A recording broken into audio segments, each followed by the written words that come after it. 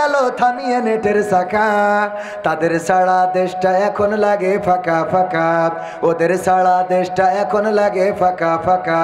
কই গেল সেই সংসদেতে মমতাজের গান, কোথায় গেল হযরত বলা স্বামী ওসমান? খেলা হবে, আসো খেলবো, মনে আছে? মনে আছে? আবার আমার মমতাজ আপা বেঈমান নেমো খারাপ ও অকৃতজ্ঞ। আরে বাবা, আমার জননেত্রী শেখ হাসিনা কত দয়া মায়া করে সংরক্ষিত আসনে মমতাজের এমপি বানাইয়ে দিল, তারপরে আবার এমপি হইল।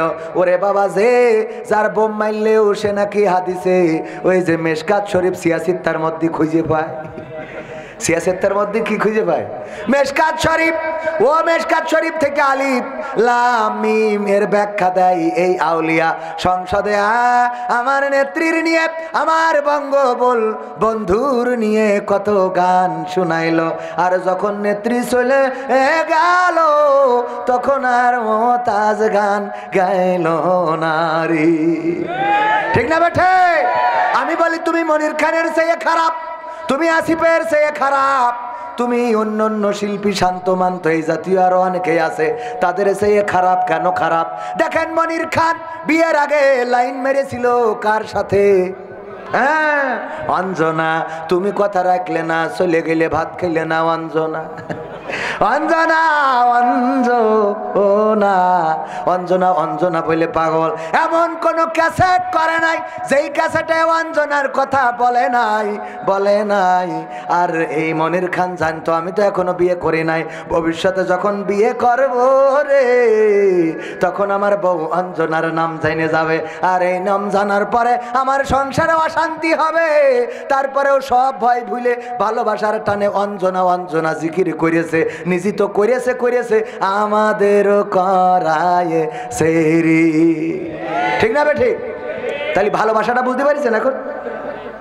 আর আমার নেত্রী চলে গেল, মমতাজ এত বড় শিল্পী, সংসদে গান গায়। সংসদে গান গাওয়া সাইডে কাটি অনেক বড় কথা। ঠিক না বেঠি? সংসদে গাওয়া এত সহজ নয়। এই সংসদ কে দিয়েছে? এই সংসদ, যেই সংসদে গান গাওয়া যায়, এই মমতাজ সংসদে গান গাইলো, কিন্তু নেত্রী চলে যাওয়ার পরে আর কোনো গান গাইলো না। আমি বললাম, ওগো আমার মমতাজ, তোমার তো এমন গান গাওয়া দরকার ছিল, আমার সোনার ময়না পাখি, কোন বাদোষে দাদার কাছে গো আমরা দেশে কেমনে থাকি রে আমার কলজের ময়না পাখি। ঠিক না বেঠে? গাইলা গাইলো না, এই জন্যে ওই এক শিল্পী গেয়েছে, একজন মানুষ হইয়া তুমি কয়জনারে বিলাও মন, মুখে বলো ভালোবাসি, ভিতরে কয়লার মতন। মুখে বলো ভালোবাসি, অন্তর দিয়ে বাসনা। বন্ধু তোমার ভালোবাসার ধরন ভালা না, বন্ধু তোমার ভালোবাসার ধরন ভালা না। ঠিক না বেঠে? ওরে বন্ধু, তোর ভালোবাসার ধরন যদি ভালো হতো রে, তাইলে আমার নেত্রী পালানোর পরে অন্তত তুই মনের বিরহে হইলু দুই একটা গান গাতিস। তবে দুই একটা গান গাচ্ছে না এরা মনে হয় না, আমার মনে হয় ওরা টয়লেটে যেয়ে ফাঁকা মাঠে যেয়ে গায়, ও আমার দরদি আগে জানলে, আগে জানলে তোর ভাঙা নৌকায় চড়তাম না, ভাঙা নৌকায় চড়তাম না, আর এই বিপদে পড়তাম না। ওরে বর্ডারেতে খাইলাম ধরা, বিসিটাও তো পাইলাম না, আগে জানলে, আগে জানলে তোর ভাঙা নৌকায় চড়তাম না। ভাইয়েরা আমার, মাহফিলটা এখনো শুরু করি নাই, কারণ আপনারা এসেছিলেন কম, লোক এখন এসে গেছে, শুরু করা যায়, কিন্তু শুরু করে শেষ করে দেব আমরা 10টার মধ্যে মাহফিল ক্লোজ করব ইনশাআল্লাহ। আর একটু সময় থাকা যাবে না বাজান? চিপি দিয়ে বসে থাকা যায় না মুরব্বি? মুরব্বি মুরব্বি এত তাড়াতাড়ি উঠে গেলি হবে কেন? সিপি দিয়ে বসে থাকা যায় না? এটা তো সাংস্কৃতিক অনুষ্ঠান না, আমি তো ওইভাবে আমাকে ইনফরমেশন দেয়া হয় না, ইনফরমেশন একটু মিসিং হয়েছে। আমি জানি ওয়াজ মাহফিল, সেইভাবে একটা প্রস্তুতি নিয়ে আসছি আলহামদুলিল্লাহ। আগামীতে আমরা ইনশাআল্লাহ সাংস্কৃতিক অনুষ্ঠান করব, থাকবেন ইনশাআল্লাহ। নরেন্দ্র মোদীকে ফোন কল করব, হ্যাঁ দরকার আছে না নাই? নরেন্দ্র মোদীর কাছে কি করতে হবে? এই হ্যালো, এই হ্যালো, হ্যাঁ হ্যাঁ मोदी जी, है नरेंद्र मोदी है ना? हाँ तुम कैसा है? ठीक है, तो बांग्लादेश के क्यों काटी मारेगा? हाँ तुम्हारा समस्या क्या हुआ? তোদের ওই টিভিতে এইসব উল্টোপাল্টা নিউজ প্রচার করে কোন দুঃখী? এ দেশে তো আমরা হিন্দু বৌদ্ধ খ্রিস্টান মানে অনেক আচ্ছা আছি, হ্যাঁ আচ্ছা থাকে গা না, তা তোমারা ওদিকে কিউ জ্বলেগা? হ্যাঁ জ্বলে না জ্বলে। আমাকে নেত্রী নিয়ে যাই ওখানে রাখলি কিসের জন্য? 16 বছর ধরে শাসন করিয়েছে, আমাকে নেতৃত্ব নিয়ে গেছিস তোরও ও তোর জিনিস শয়তান কোথাকার।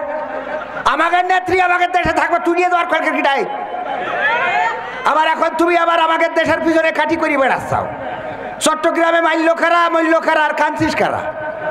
মারলি আমাকে, মারলাম আমরা, আবার কাঁদতে চাও তোমরা? পাকা বোকরার জায়গা খুঁজি পাও না, কাটি খুলি दे ना पड़ेगा तुम्हारे, तुम्हारे काटी खोलना पड़ेगा। इधर भी आएगा ना वो तुम्हारा देश लोग बोला वो बांग्लादेश आएगा, वो बॉर्डर को पास आएगा तो केसी दिए वो काटना पड़ेगा, आगे घसांग करेगा तारपरे ढुकाएगा। हाँ पाकामो पैसा ना, ये बांग्लादेश शाहजलालेर बांग्लादेश है ना, तितुमीरेर बांग्लादेश, खानजहानेर बांग्लादेश, ये नरेंद्र मोदीर बांग्लादेश नहीं है भाई। वो तुम्हारा प्रोडक्ट जो सिलो से उधर भी चलिया गया था। हाँ इधर भी आसो खेला होबे, हाँ खेला होएगा, वो क्रिकेट ना से खेला आलादा खेला, आइसो काटाकाटी। हाँ धन्यवाद। হয়েছে সাংস্কৃতিক অনুষ্ঠান হয়েছে বাবা রে, ওরে বাবা সব করে দিলাম। আমার আমির সাহেব এখনো কথা বলবে, রিকোয়েস্ট আছে, প্রশ্ন আছে। হুজুর সুদ ঘুষ হারাম কেন, নতুন করে বলবো কেন? গানটা শোনাবো? সুদ ঘুষ হারাম সেটা নতুন করে বলবো কেন, সুদ ঘুষ হালাল তো নয় ভালো করে তুমিও জানো।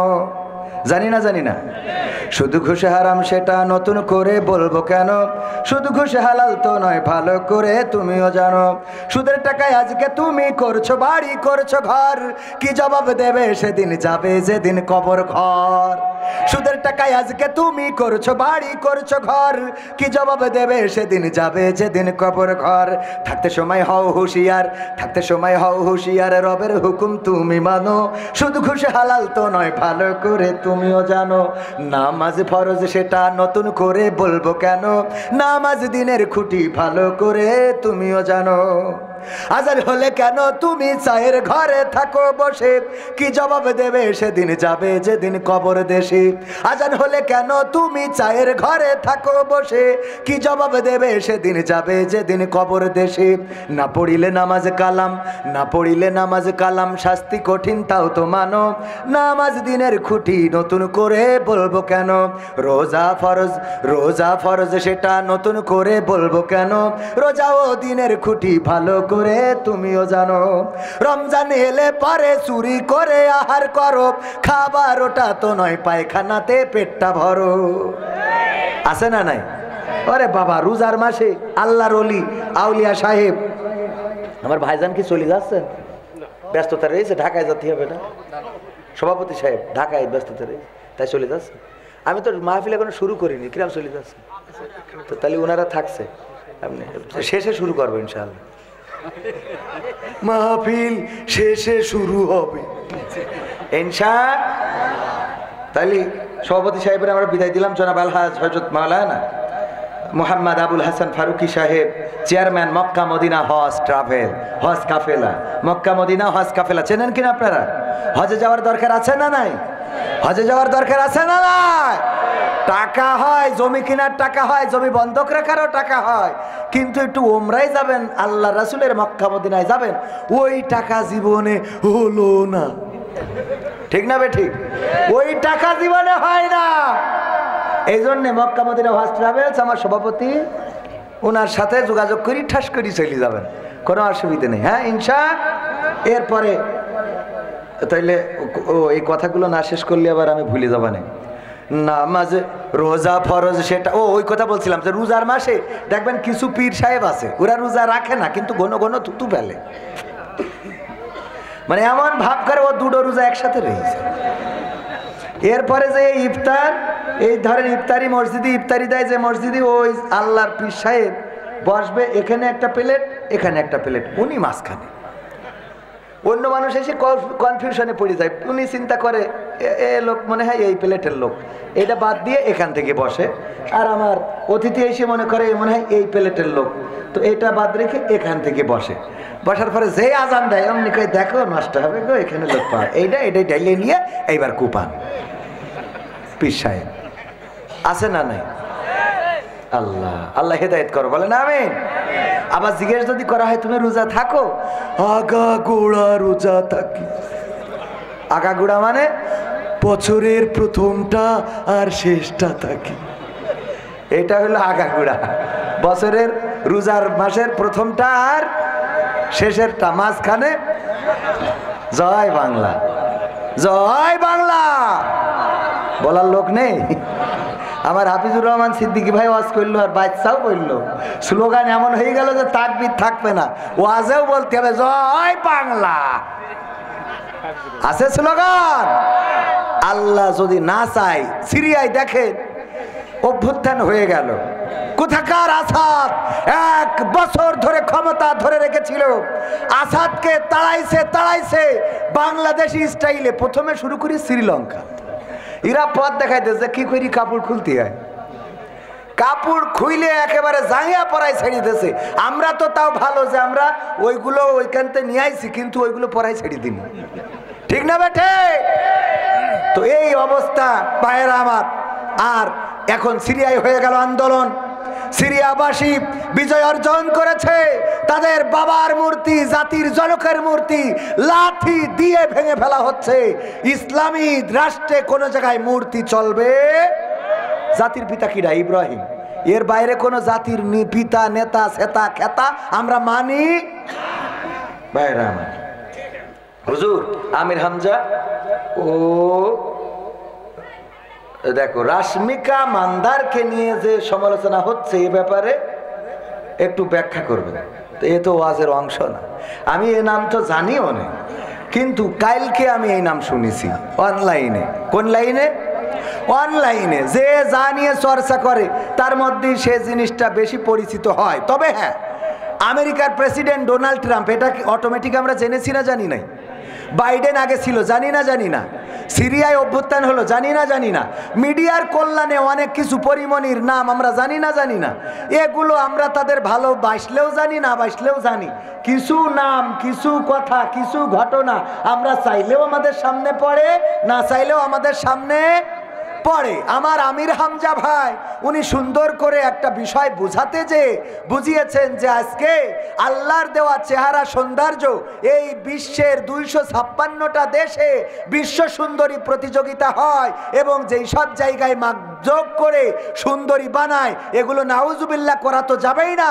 তবে এবার যে বিশ্ব সুন্দরী হয়েছে, অনলাইনে তাকে দেখা যাবে, তার নাম নাকি রাশমিকা মান্দারা না ইন্দিরা গান্ধীরা, যাই হোক, এই লোক, এই মেয়েটা বলেছে যে আল্লাহু আকবার বলে একটু তাকাই দেখেন যে কেমন সুন্দর করে আল্লাহ বানাইছে।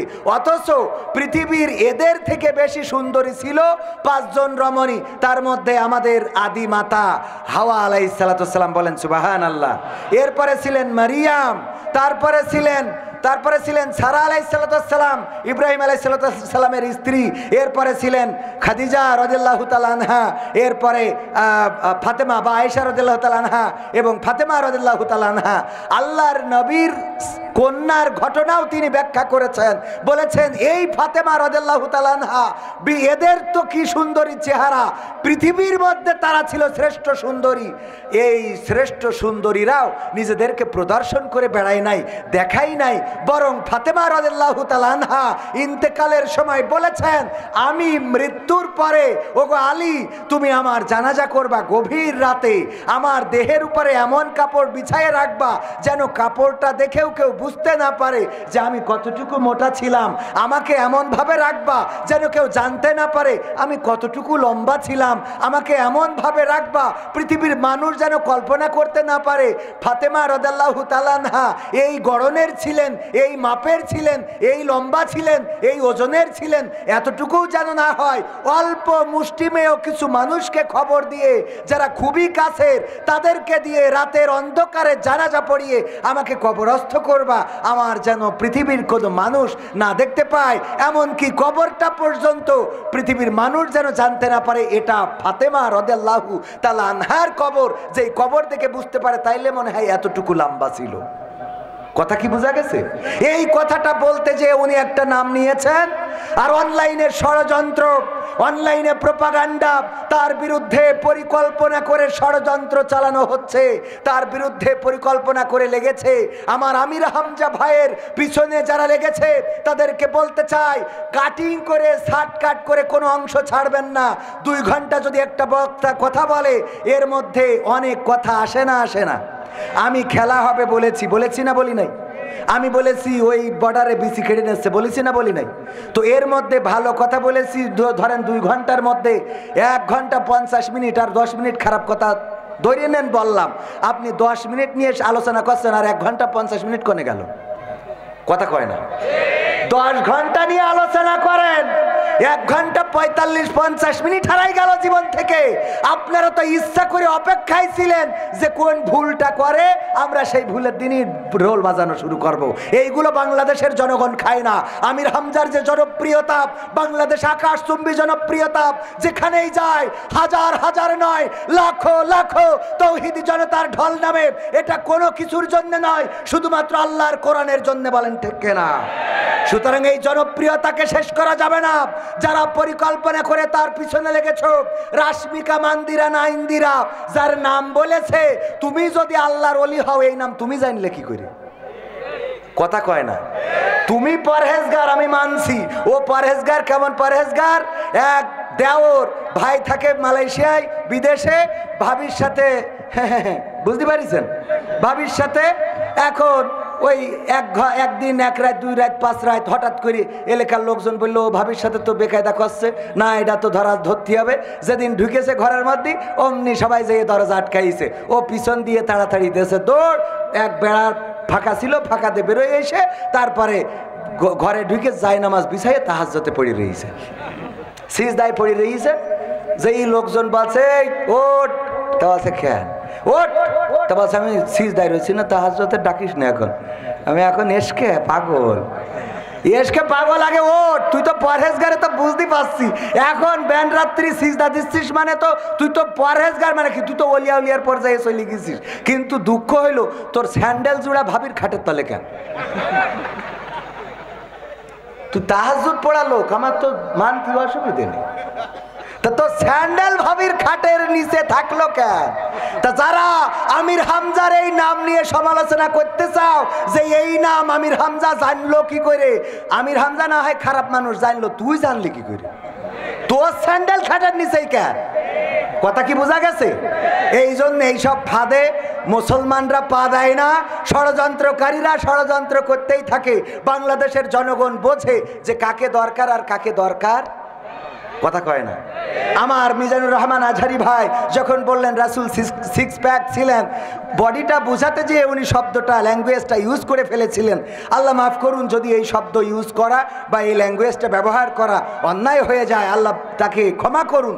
কিন্তু সেটাকে কেন্দ্র করে গোটা বাংলাদেশে একটা প্রোপাগান্ডা চালানো হয়েছিল। এই প্রোপাগান্ডায় জনপ্রিয়তা বেড়েছে না কমেছে? আপনি মিথ্যা প্রচার করে তো লাভ নাই। আল্লামা সাইদিকে রাজাকার বানানো হয়েছে, ধর্ষক বানানো হয়েছে, জেনাকার বানানো হয়েছে, লুণ্ঠনকারী বানানো হয়েছে, চোর বানানো হয়েছে, ডাকাত বানানো হয়েছে, 13টা বছর কারাগারে রাখা হয়েছে।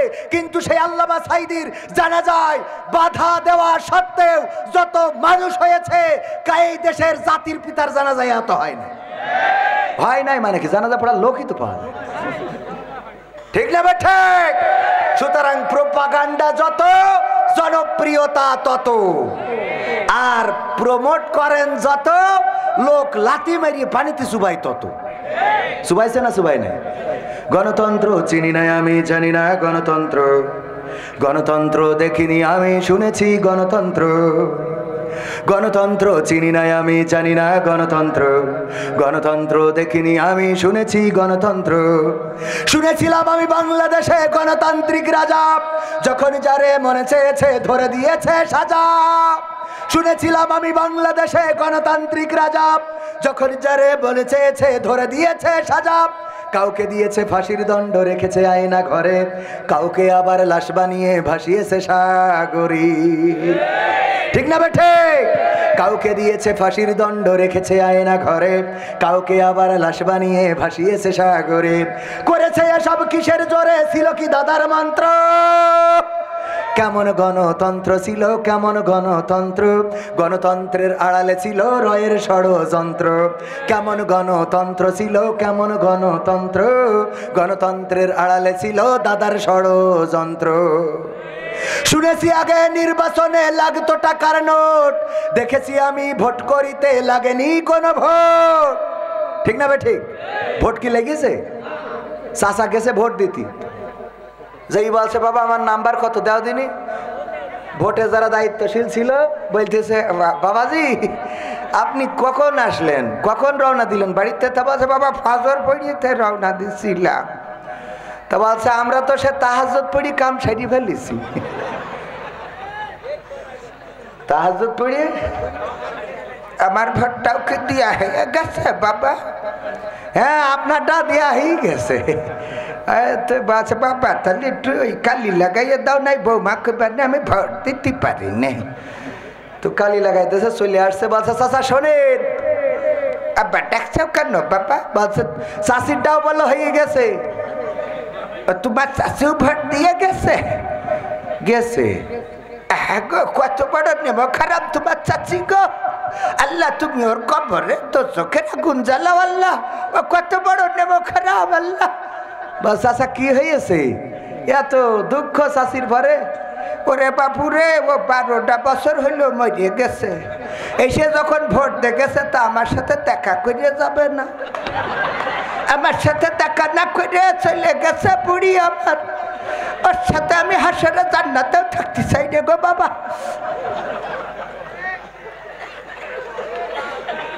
খেলা হবে।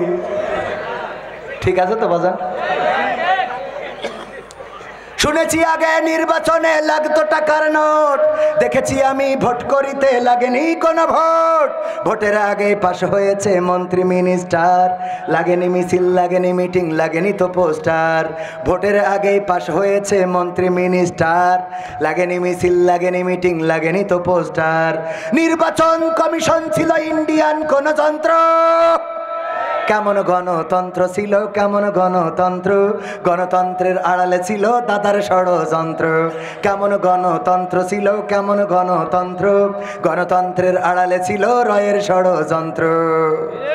বিরোধী দল যারা সংসদে ছিল তারা ছিল পোষা ময়না, দেশ জ্বলে পুড়ে হয়েছিল ছাই তবুও তো কিছু কয় না। বিরোধী দল যারা সংসদে ছিল তারা ছিল পোষা ময়না, দেশ জ্বলে পুড়ে হয়েছিল ছাই তবুও তো কিছু কয় না। শাসনে ছিল না সততা নিষ্ঠা, বিচারের ছিল না মান, সংসদে বুঝি তাই শোনা যেত মমতাজের গান। শাসনে ছিল না সততা নিষ্ঠা, বিচারের ছিল না মান, সংসদে বুঝি তাই শোনা যেত মমতাজের গান। বিরোধী দল নাই, ওটা তো ছিল ডিজিটাল ষড়যন্ত্র। কেমন গণতন্ত্র ছিল, কেমন গণতন্ত্র, গণতন্ত্রের আড়ালে ছিল দাদার ষড়যন্ত্র। কেমন গণতন্ত্র ছিল, কেমন গণতন্ত্র, গণতন্ত্রের আড়ালে ছিল মোদির ষড়যন্ত্র। নায়েবে রাসূল কোরআনের পাখি বলতো মানুষ যারে, 13টি বছর সেই মানুষের রেখেছিল কারাগারে। নায়েবে রাসূল কোরআনের পাখি বলতো মানুষ যারে, 13টি বছর সেই মানুষের রেখেছিল কারাগারে। কোরআনের কথা বলতে গেলেই করতো গ্রেফতার, ইসলামী বই কোরআন হাদিস করতো যে উদ্ধার। ইসলামের কথা বলতে গেলেই করতো গ্রেফতার, ইসলামী বই কোরআন হাদিস করতো যে উদ্ধার। ও সবে নাকি থাকতো লেখা নাশকতার মন্ত্র। কেমন গণতন্ত্র ছিল, কেমন গণতন্ত্র, গণতন্ত্রের আড়ালে ছিল দাদার ষড়যন্ত্র আমার। কেমন গণতন্ত্র ছিল, কেমন গণতন্ত্র, গণতন্ত্রের আড়ালে ছিল মোদির ষড়যন্ত্র। ঠিক না বেঠে? হাত উঁচু করে বলেন ঠিক না বেঠে? নারায়ে তাকবীর, আল কোরআনের আলোক, আল হাদিসের আলোক, আমার নেতা তোমার নেতা। নারায়ে তাকবীর। শাহজালালের বাংলায় ইসকনের ঠাঁই নাই, শাহজালালের বাংলায় ইসকনের ঠাঁই নাই, নরেন্দ্র মোদীর ঠাঁই নাই, সন্ত্রাসীদের ঠাঁই নাই। নারায়ে তাকবীর। ওগো আমার ভাইয়েরা, রাত অনেক গভীর হয়েছে, আরো একটু সময় আপনাদের কাছ থেকে চেয়ে নেব। দিতে রাজি আছেন? রাজি আছেন? কারা কারা রাজি দেখতে চাই? সময় দিবেন কিসের জন্যে? কোরআনের জন্য, কবির বিন সামাদের জন্য নয়। কোরআন পড়ার দরকার, বোঝার দরকার, মানার দরকার আছে না নাই? বাংলার জমিনে কোরআন কায়েম করার দরকার আছে না নাই? এই বইয়ে 101টা বা 2টা 3টা সঙ্গীত আমার লেখা গান, আমার ক্যামেরা পার্সন আছে, ভিতরে চলে যাবে, আপনারা সংগ্রহ করতে পারেন। এখানে অনেক গান লিখেছি কোরআন নিয়ে, হাদিস নিয়ে, দেশ নিয়ে, নবী নিয়ে, আল্লাহ নিয়ে। তবে একটা গান আপনাদের একটু শোনায়, সেটা হলো আমাদের আজকের ওয়াজের সার কথা এই কোরআনের এই গানটা দিয়ে হয়ে যাবে। কোরআন পড়তে ভালো লাগে, কোরআন শুনতে ভালো লাগে, কোরআন জানতে ভালো লাগে, কোরআন মানতে ভালো লাগে না। ঠিক না বেঠে? ঠিক না বেঠে? কোরআন পড়তে ভালো লাগে, কোরআন শুনতে ভালো লাগে, কোরআন জানতে ভালো লাগে, কোরআন মানতে ভালো লাগে না। নামাজেতে পড়লে কোরআন মনটা শীতল হয়, কারির পিছে সুর, কারির মুখে শুনলে কোরআন আত্মা ঠান্ডা হয়। নামাজেতে পড়লে কোরআন মনটা শীতল হয়, কারির পিছে শুনলে কোরআন প্রাণ জুড়িয়ে যায়। সেই কোরআনের ব্যাখ্যা দিলে কলিজাতে আগুন জ্বলে। আছে না নাই? কথা কয় না? সেই কোরআনের ব্যাখ্যা দিলে অন্তরেতে আগুন জ্বলে, বিরোধিতাও চলে কেন তা জানি না। কোরআন পড়তে ভালো লাগে, কোরআন শুনতে ভালো লাগে, কোরআন জানতে ভালো লাগে, কোরআন মানতে ভালো লাগে না। কোরআন পড়ে দেখতাম ওরা শুরু করতো দিন, তারাই আবার চাইতো না দেশে কোরআনের আইন। ঠিক না বেঠে? কোরআন পড়ে ওরা দেখতাম শুরু করতো দিন, ওরাই আবার চাইতো না দেশে কোরআনের আইন। এটা যে কেমন নীতি, তাই তো এ দুর্গতি, করছে মোদের ক্ষতি কেন তা বুঝি না। কোরআন পড়তে ভালো লাগে, কোরআন শুনতে ভালো লাগে, কোরআন জানতে ভালো লাগে, কোরআন মানতে ভালো লাগে। তারপরে কি করে? এই কোরআন বুকে চুমু খাওয়ার লোকের নাই অভাব, সেই কোরআনের বিরোধিতা আবু জাহেলের স্বভাব। ঠিক না বেঠে? কোরআন বুকে চুমু খাওয়ার লোকের নাই অভাব, সেই কোরআনের বিরোধিতা আবু লাহাবের স্বভাব। মানবা সুবিধা মতো, তাই এই বুকে ক্ষত, দেখলে এমন কিছু সইতে পারি না। কোরআন পড়তে ভালো লাগে, কোরআন শুনতে ভালো লাগে, কোরআন জানতে ভালো লাগে, কোরআন মানতে ভালো লাগে। এরা মানুষ আছে না নাই? এখানে কে কে হাত উঁচু করেন? একজনও নাই? একজন আছে, একজন খালি হতো, সে হাত তুলেছে, হতো সে মুরব্বী। হুতো সে হাত তুললে হবে না। সম্মানিত ভাইয়েরা, আপনারা দুপুর 1টা থেকে শুরু হয়েছে এই মাহফিল, ঠিক কিনা? দুপুর 1টা থেকে শুরু হয়ে এখন পর্যন্ত, তার মানে সবাই ক্লান্ত শ্রান্ত, আপনারা বোরিং হয়ে গেছেন অনেকেই। আমরা সময় আর নেব না, অল্প সময় নেব। আমার যুবকদের জন্য আরো কিছু গান গাওয়া দরকার ছিল, কুপাকুপি গান। তুমি যার লাগে আইএমবি ভরো, তার তো বাটন ফোন দরকার ছিল না? আজকালকের ছেলেরা বই নিয়ে আর বসে না, ও বাবা গুগলে সার্চ করিয়া পড়ি, ঠিক না বেঠে? অনেক গান কত শোনাবো, সমাধান খুঁজে খুঁজে ক্লান্ত হয়েছো যারা, কোরআনের সাথে যারা করবে দ্বন্দ্ব, তাদের সাথে কবু হবে না আপোষ। কত মানে খালি মনের মধ্যে হচ্ছে যে আরো শোনা, আরো শোনা, আরো। কিন্তু আপনাদের কষ্টের দিকে তাকিয়ে আমাদের শেষ করতে হবে। কিন্তু তার আগে আমি শুরু করিনি, এবার শুরু করবো। সম্মানিত ভাইয়েরা, সওয়ালপাড়া দাখিল মাদ্রাসা ও হাফেজিয়া মাদ্রাসার উদ্যোগে আয়োজিত ইসলামী সাংস্কৃতিক অনুষ্ঠান ও ওয়াজ মাহফিলের শ্রদ্ধাভাজন সভাপতি জনাব আলহাজ হযরত মাওলানা মোহাম্মদ আবুল হাসান ফারুকী সাহেব, চেয়ারম্যান মক্কা মদিনা হজ কাফেলা। উপস্থিত আছেন প্রধান অতিথি ডাক্তার মোহাম্মদ ফজলুর রহমান সাঈদ, যিনি আমির, গণমানুষের নেতা, বাংলাদেশ জামাত ইসলামী জয়পুরহাট জেলা শাখার শ্রদ্ধাভাজন আমির সাহেব। এছাড়া আর অন্যান্য নেতৃবৃন্দ আলোচনা করেছেন হাফেজ মাওলানা মোহাম্মদ আবু সালেহ সিদ্দিকী, সার্বিক পরিচালনায় রয়েছেন আব্দুল মজিদ সাহেব। স্টেজে আরো গণ্যমান্য ব্যক্তিবর্গ, আমার সামনে উপবিষ্ট দিনদার ইমানদার মুসলমান ভাই বাবাজিরা, আমার দাঁড়ানো কলিজার টুকরা যুবকেরা। আমি মাহফিলে গেলে যুবকদের সংখ্যা বেশি পাই, আমার যুবকদেরকে আমি কলিজার চেয়ে বেশি ভালোবাসি, কারণ কবির বিন সামাদ এত দূর আসার পিছনে আমার এই যুবকদের ভূমিকা অনেক বেশি। সুতরাং আমি তোমাদেরকে ভালোবাসি, আমার যুবকেরা। এছাড়া পর্দার অন্তরালে রয়েছেন আমার মা বোনেরা, মাইকের আওয়াজ যারা শুনছেন, সবাইকে আনুষ্ঠানিকভাবে সালাম জানাচ্ছি, আসসালামু আলাইকুম রাহমাতুল্লাহি তাআলা ওয়া বারাকাতুহু। আমরা আল্লাহর শুকরিয়া আদায় করছি যে আল্লাহ আমাদের এখানে আসার বসার তৌফিক দান করেছেন, বলছি আলহামদুলিল্লাহ। নবী মুহাম্মদ সাল্লাল্লাহু আলাইহি সাল্লামের প্রতি দুরূদ এবং সালাম, শহীদানদের আত্মার মাগফিরাত কামনা করে আমি আপনাদের এখন যেটা বলতে চাই, আজকের মাহফিলের প্রধান অতিথি অত্যন্ত ধৈর্য নিয়ে এতক্ষণ পর্যন্ত আমাদের মাঝে বসে রয়েছেন বিশিষ্ট আলেমে দ্বীন, গণমানুষের নেতা, ইসলামী আন্দোলনের অন্যতম নেতা, আমাদের রাহবার প্রিয় ভাজন ডাক্তার মোহাম্মদ ফজলুর রহমান সাঈদ সাহেব। আমি মুহতারামকে একটু সালাম বিনিময় করার জন্য মাহফিলের পক্ষ থেকে বিনীতভাবে অনুরোধ জানাচ্ছি।